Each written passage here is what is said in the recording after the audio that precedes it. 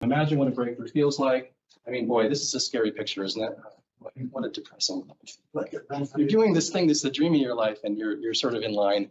So what does a breakthrough feel like? You know, what does it feel like?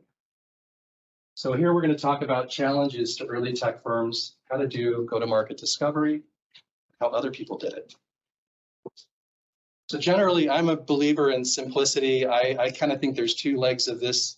One is about the product, one is about the growth architecture, and that's pretty much it.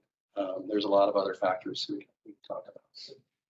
This question, of course, I can't tell you the number of times in Europe, especially the last couple of years, where I start seeing the same applications, in two different countries, and you're like, oh boy.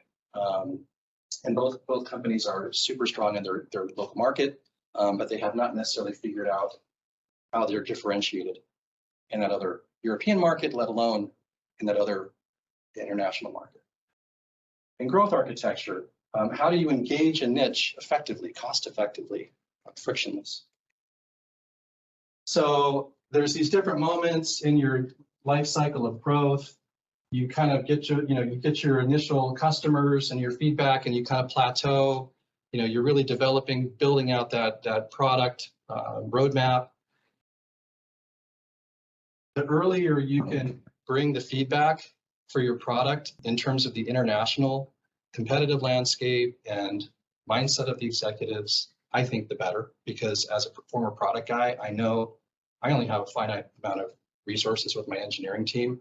And if I give them a list of 100 things to build and 30 of them are not contributing to that global sale as a global architecture, then I want to know that. And I want to know what 30 features are going to be in that list of 100 that will give me that global architecture.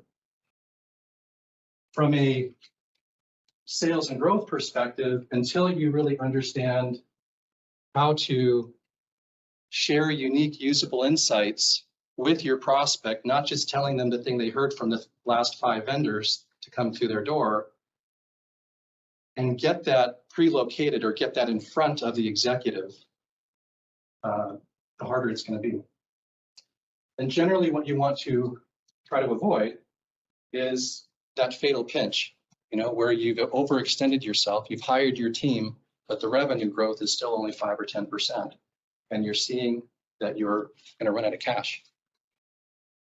So doing these things before you hire armies and you get your unit of economics correct with your growth process, and also are clear about your North Star, are important. Generally, we believe in building a small team of people.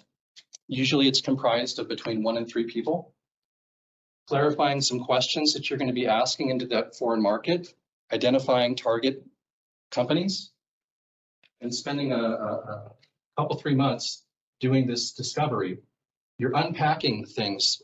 Sometimes I've had people say, oh, we already knew that. After we get through that process, we say, oh, it's okay if you already knew that. We're validating it. And it's good that it's true, because it means you don't have to change much. And sometimes you'll discover other things. So you repack, and then you go into your scale mode.